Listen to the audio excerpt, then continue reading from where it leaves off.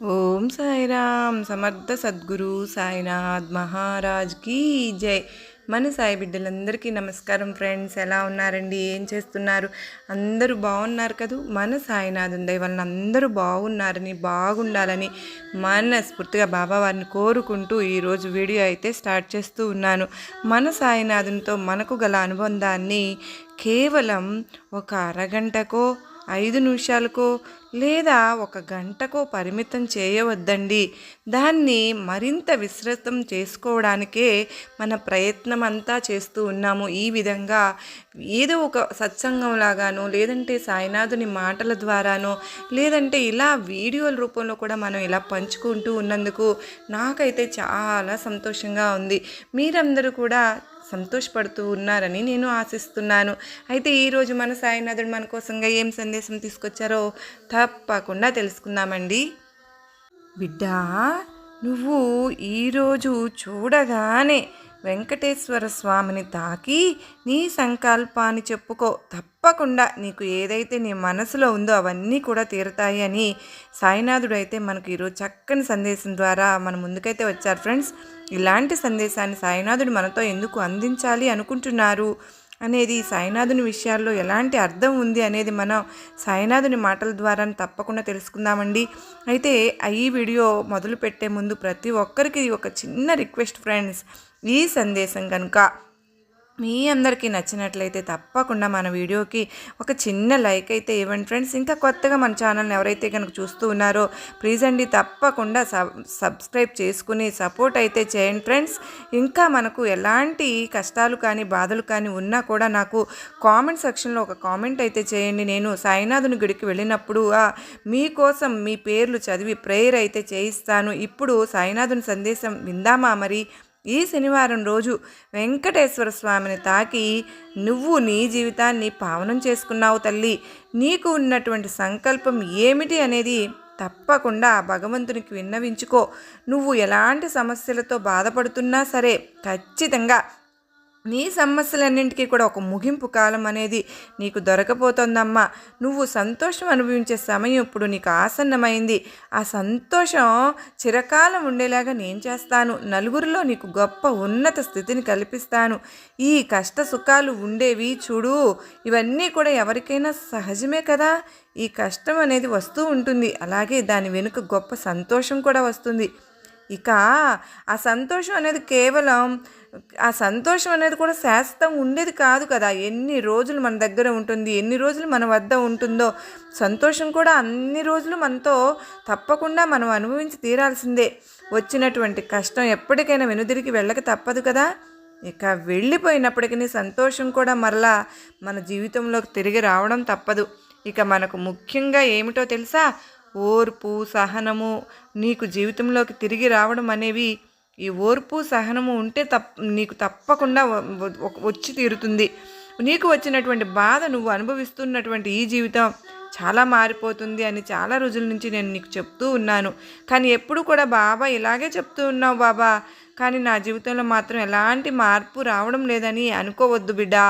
నీ జీవితం అంతా కూడా ఆనందభరితంగా నువ్వు గొప్పగా బ్రతికేటటువంటి కేవలం అంటే అతి తొందరలోనే ఉందమ్మా. నువ్వు అధైర్యపడవద్దు.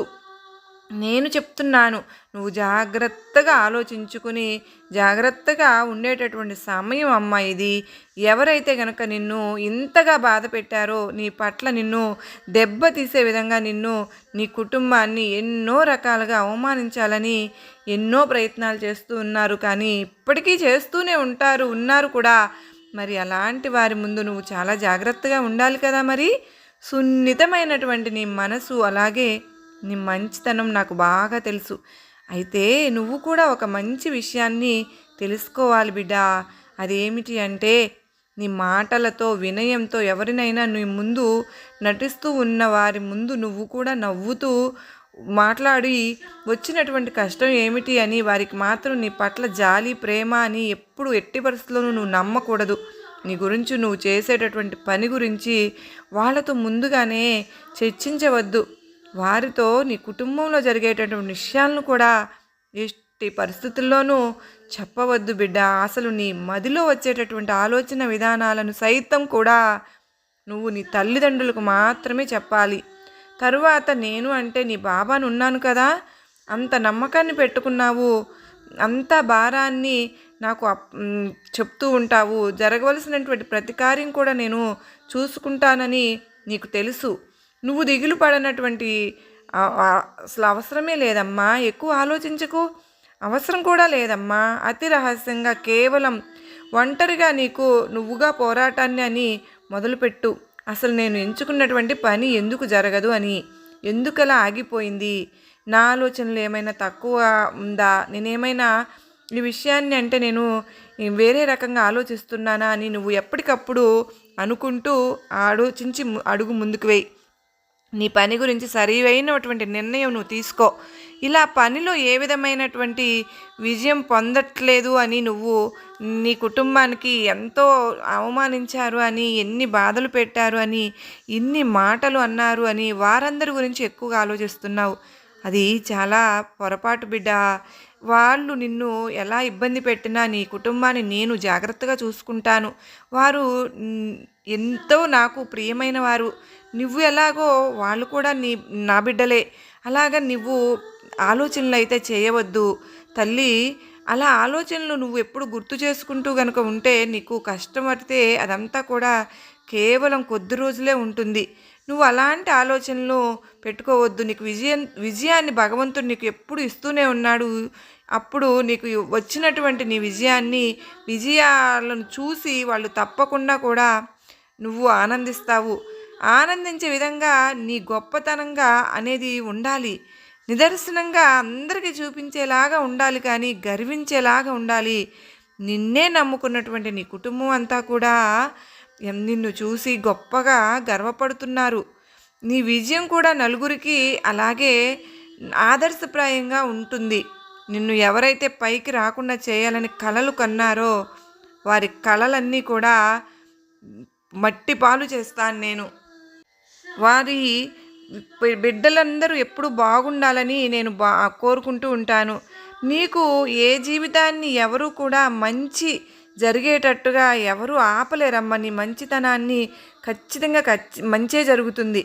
వాళ్ళు బూడిదలు చెప్పాలు చేస్తున్నారు, అదంతా కూడా నువ్వు ప్రతి క్షణం గుర్తు తెచ్చుకుంటూ నీ యొక్క ఒంటరి పోరాటాన్ని నువ్వు మొదలుపెట్టు. అయితే ఒక విషయం నువ్వు తప్పకుండా మర్చిపోతున్నావు. ఒంటరిని అని మాత్రం నువ్వు ఎప్పటికీ కూడా అనుకోకూడదు. ఎందుకంటే నువ్వు ఒంటరివేంటి తల్లి, నువ్వు ఎప్పుడు కావాలంటే అప్పుడు నేను నీకు దర్శనం అనేది ఏదో ఒక రూపంలో ఇస్తూనే ఉన్నాను. నువ్వు ఎప్పటికీ ఒంటరిగా మిగిలిపోతున్నాను అనే బాధ నీకు వద్దు.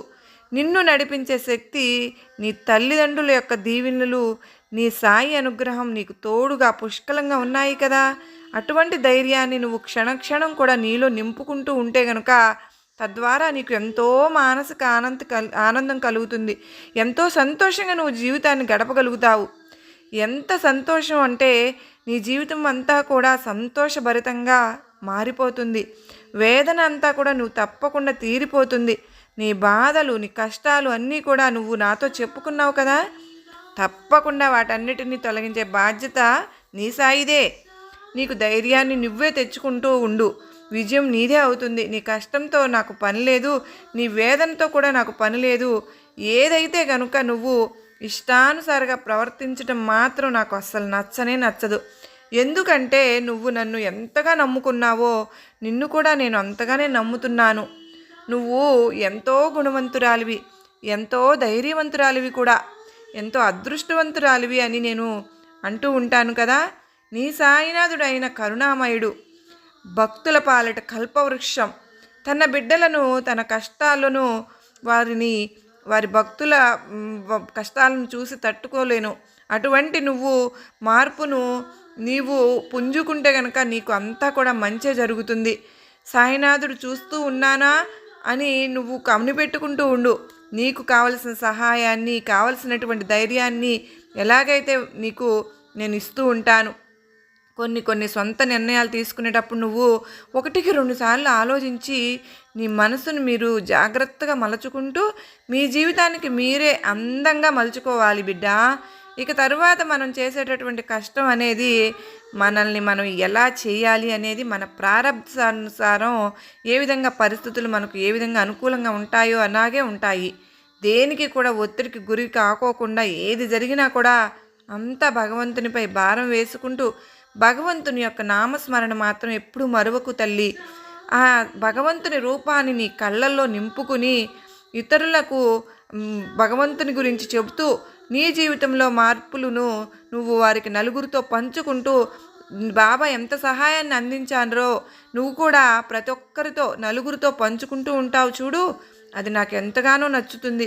ఒక్కరితో కూడా నువ్వు నిదర్శనంగా చూపించాలి అనుకుంటావు. నీకు నీ నుండి ఏమి కష్టసాధ్యంగా ఉన్నటువంటి ఎప్పుడు కూడా నేను అడగలేదు. రెండే రెండు అణాలు అడుగుతున్నాను. పరిపూర్ణమైనటువంటి విశ్వాసము, భక్తి, ప్రేమ ఇవి ఉంటే చాలమ్మా. నా బిడ్డల్ని ఎలాంటి అంధకారంలో ఉన్నా సరే చేయూతని ఇచ్చి పైకి లాగి మరీ జాగ్రత్తగా నిలబడగలను. సాయి ఎంత భారం కూడా నీదే అంటే ఓయి మిగతా అంతా కూడా నేను నడిపిస్తాను అని అభయహస్తాలతో మీకు నేను ఎప్పుడూ కూడా అనుగ్రహాన్ని కురిపిస్తూనే ఉంటాను. నా సూచనలను నువ్వు జాగ్రత్తగా పాటిస్తూ ఉండు, ధన్యమైపోతావు. ఇప్పుడు ఉన్నటువంటి పరిస్థితుల్లో భగవంతుడే స్వయంగా మీ వద్దకు వచ్చి చెప్పినా కూడా ఏమాత్రం కూడా మీరు నమ్మేటటువంటి పరిస్థితుల్లో లేరు. కనుకనే మిమ్మల్ని మీరు ధైర్యం పరుచుకోవడానికి, మీ మనసును మీరు ప్రశాంతంగా ఉంచుకోవడం కోసం ఈ సందేశాల రూపంలో మీ మనసును కాస్త అయినా కానీ మీ ఆలోచనలు తాకే విధంగా ఉంటే చాలు. తద్వారా మీకు ధైర్యాన్ని కల్పించిన వాడిని అవుతాను కదా. ఎప్పటికైనా నువ్వు ఆలోచించుకో, నువ్వు ఎంచుకున్నటువంటి పనిని పూర్తి చేసేటటువంటి బాధ్యత నువ్వు తీసుకో. ఆ పనిలో నీకు రాబోయేటటువంటి విజయాన్ని ఎవరు కూడా ఊహించలేని విధంగా నీకు గొప్ప లాభాన్ని చేకూర్చేలా ఈ సాయి నిన్ను అనుగ్రహిస్తున్నాడని మరొకసారి నీకు మాట ఇస్తున్నాను. సంతోషంగా ఉండు తల్లి. నీకు అసలు ప్రశాంతత అనేది చేకూరలేదు. నువ్వు ఎప్పుడైతే భగవంతుని ఇష్ట ప్రకారం అన్నీ జరుగుతాయిలే, నేను కేవలం నిమిత్త మాత్రుని మాత్రమే అనువేటటువంటి భావనతో ఎప్పుడైతే నువ్వు ఆలోచించుతావో, ఎప్పుడైతే ఆ విధమైనటువంటి ఆలోచనలు నువ్వు నిర్వర్తించుకుంటూ వచ్చావో అప్పటి నుంచి మాత్రమే నువ్వు నిజమైనటువంటి సంతృప్తిని, ప్రశాంతతను ఖచ్చితంగా నువ్వు పొందడానికి అర్హుడు అవుతావు. కనుకనే నువ్వు ఎప్పటి నుండి అయితే అలా భగవంతుని ఇష్ట ప్రకారం అన్నీ జరుగుతాయి, నాకు ఏ సమయంలో భగవంతుడు ఎప్పుడు ఇవ్వాలో ఆ భగవంతుడికి తెలుసు. ఎప్పటి నుండి అయితే నువ్వు అనుకుంటూ ఉంటున్నావో అప్పటి నుంచి నీ జీవితంలో కొన్ని మార్పులు అయితే ప్రారంభమయ్యాయి కదూ. ఎన్నాళ్ళుగానో నువ్వు వేధిస్తున్నటువంటి దీర్ఘకాలికమైనటువంటి సమస్య కావచ్చు, అది అనారోగ్యం కావచ్చు, ఏదైనా సరే అది నీ నుండి దూరం కాబోతున్నాను. వాటిన్నిటిని మట్టిలో కలిపేస్తున్నాను. అయితే నువ్వు చేయవలసిన పని ఏంటో తెలుసా? అది ముఖ్యమైనటువంటి పని. రేపే ఎప్పుడైనా సరే నువ్వు నా ఆలయానికి వచ్చినప్పుడు కొబ్బరికాయను దునికి సమర్పించిరా తల్లి. ఈ సాయి మాటగా నువ్వు గుర్తుంచుకోమ్మా. తప్పకుండా నువ్వు చెప్పినటువంటి మాటను నువ్వు మర్చిపోకుండా చెయ్యి. నువ్వు నా బిడ్డవి, నా తల్లివి. నీ సమస్యలకు అలాగే నీకు ఎదురైనటువంటి కష్టాలను కూడా నువ్వు ఎప్పుడూ ఎలా లొంగిపోవని నాకు బాగా తెలుసు. త్వరలోనే నీ సమస్యల నుంచి నువ్వు బయటపడడం, నువ్వు నీతో పాటు నీ కుటుంబం కూడా చూసి ఆశ్చర్యపోతారు. నువ్వు నీ సమస్యలను అలాగే నీకు వచ్చినటువంటి కష్టాలను ప్రతి ఒక్కరూ కూడా అండగా తోడుగా నిలబడి నిన్ను నీ కుటుంబం చక్కగా అర్థం చేసుకుంటుంది. నీకు అన్ని విధాలుగా ధైర్యాన్ని ఇస్తుంది. అలాగే నీకు ఎంతో ప్రోత్సాహాన్ని కల్పిస్తూ ఉంటారు. కనుక నువ్వు అలాగే నీ యొక్క సత్శక్తి సామర్థ్యాలను వారు కనిపెట్టేంత విధంగా మరెవరూ కూడా తెలుసుకోలేకపోయారు. కనుకనే నీ కుటుంబంలో ఉన్నటువంటి ప్రతి ఒక్కరిని కూడా నువ్వు గౌరవించు.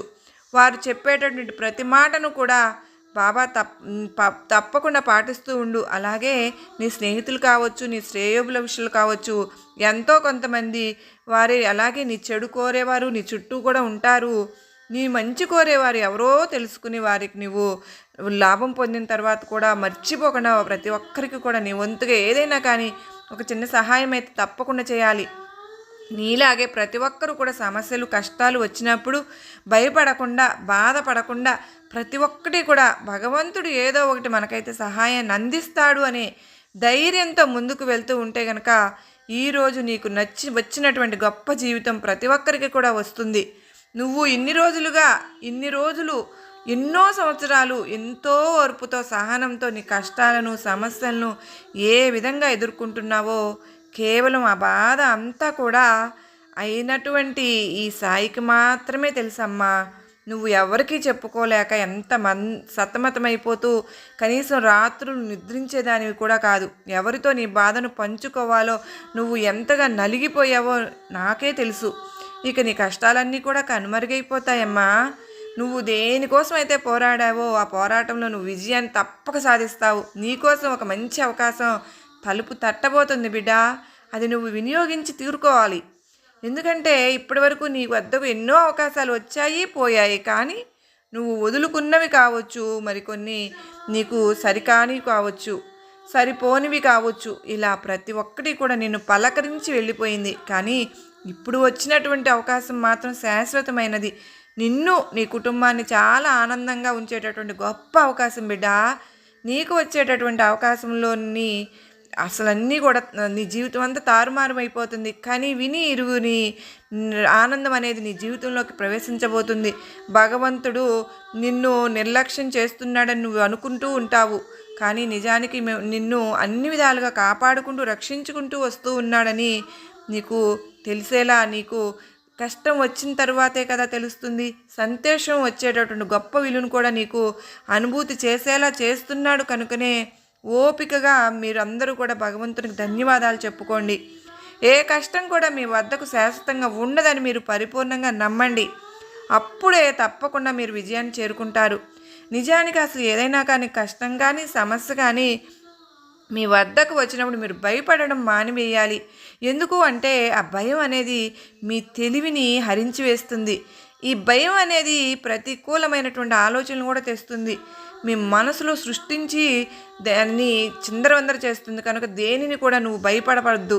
ఎలాంటి సమస్య అయినా రానివ్వు, ఎంత కష్టమైనా రానివ్వు, దానికి నీకు నేను అండగా నిలబడకపోతే కదా నీకు భయపడాలి. కానీ నేను మాత్రం మీకు అండగానే ఉన్నానని మీకు పూర్ణంగా మీరు ఎవరైతే నమ్ముతారో అప్పుడు మాత్రం మీరు భయపడరు.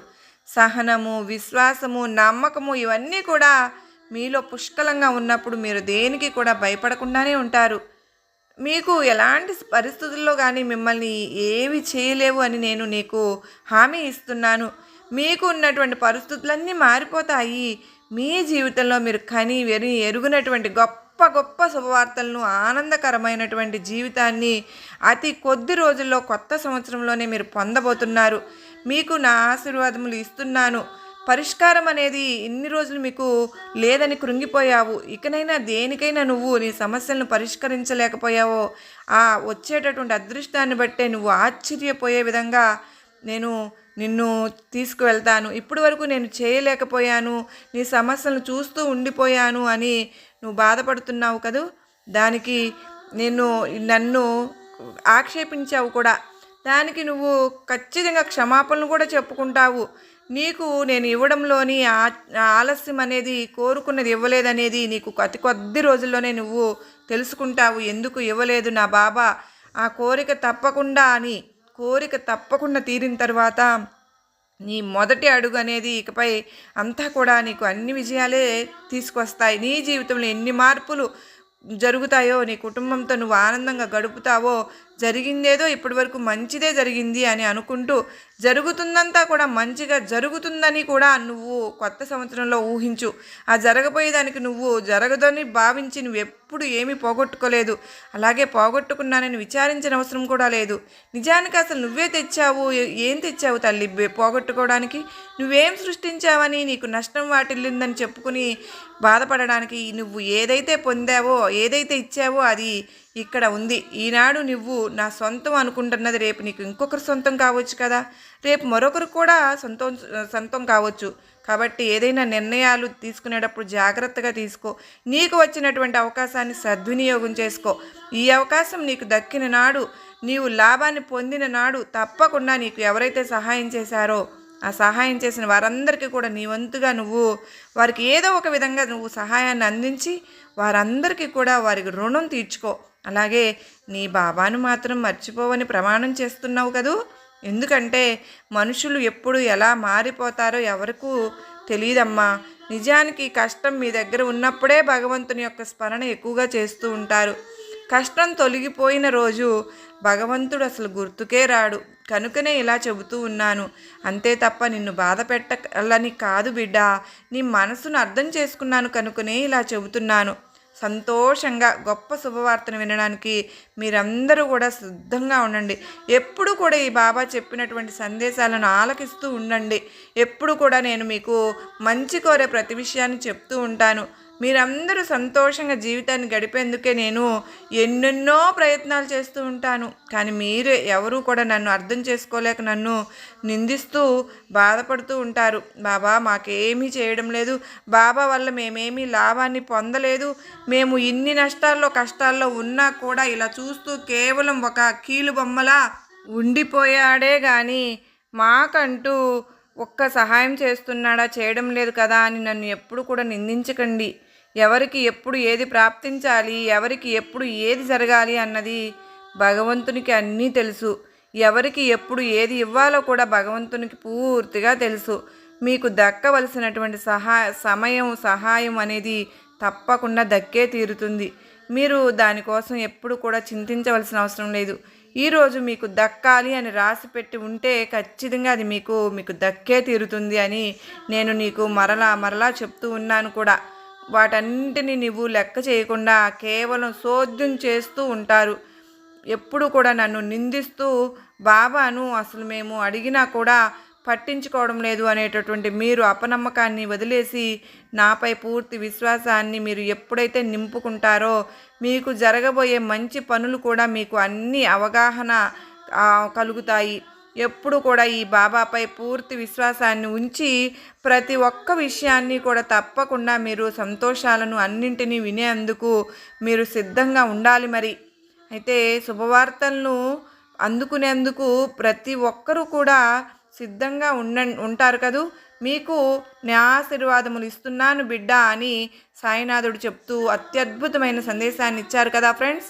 మరి ఈ సందేశం మీ అందరికీ నచ్చింది కదూ. నచ్చినట్లయితే మరికొంతమందికి షేర్ చేయండి. అలాగే మరో చక్కని సాయినాథుని సందేశంతో మరలా మీ ముందుంటాను. అంతవరకు నమస్కారం అండి. ఓం సాయిరామ్. సర్వే జనా సుఖినో భవంతు.